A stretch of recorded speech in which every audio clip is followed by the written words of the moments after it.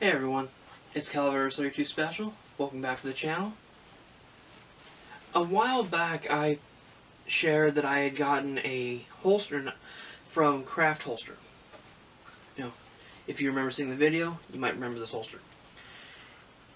It's a leather outside the waistband with a a 2-belt slide and the retention snap. Here, the shield and no magazine, nothing in the chamber. It is clear, it is safe. In that video, I made a comment that brand new, when I first got it, it was really hard to put in the holster. Well, now, as we can see, it goes in fairly easily. Even when it's on your belt, it goes in fairly easy. The holster had to break in. I didn't know it at the time that I got this holster, but they do offer break-in kits that actually help speed that up, as well as they've got some instructions available on their website for some tips and tricks that you can do to help that process. Being that this is my first leather holster, first of the really form-fitting leather holsters. I have a different one for a different handgun that was never this form-fitting, so it wasn't as much of an issue. I have worn this one a fair amount now. Just remember, that is clear. I've worn this one a fair amount now. It's extremely comfortable. Well made, just as rigid as what, it holds its shape open when you draw. It allows you, so you can insert the gun back in, you can reholster one-handed.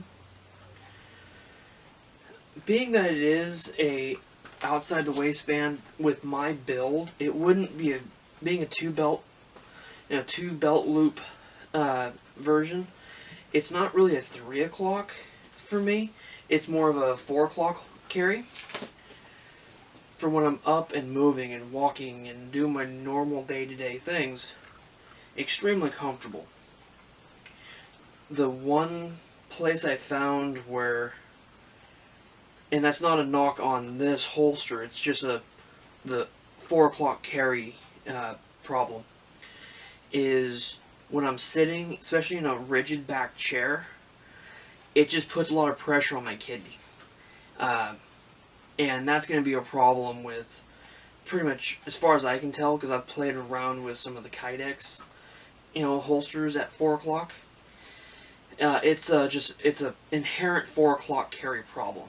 If you're sitting in a padded chair, where the chair can give a little bit to the shape of the gun, not so much an issue. I'm definitely going to be carrying with this holster as much as I can, being I do really like the leather on it. Do need to do a little bit more research on exactly how to care for that leather. I wear a lot of leather products, boots, hats, belts, all this kind of stuff. So I have a basic understanding, but being that this is a, I want to say they call it a varnish finish, but don't quote me on that.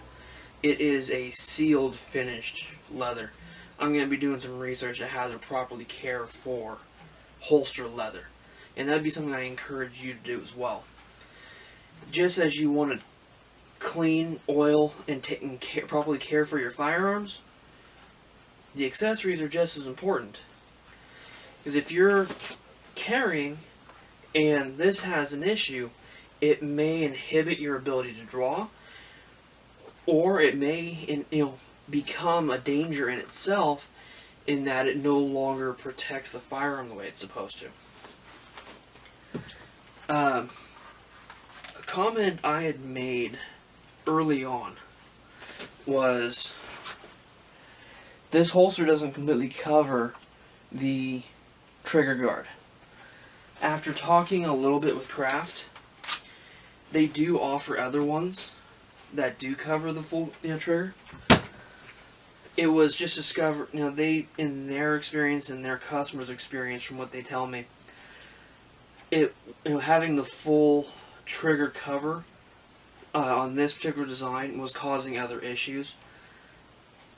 What exactly that issue was, I don't entirely know. My guess is that would be just that little bit more leather. You have to push the gun down inside, so it could potentially cause additional drag and make it harder to holster and and to draw. But overall, I give you know the craft holster, outside the waistband. I think that's a level 3 retention. Don't quote me on that one. I give this holster design definite 2 thumbs up.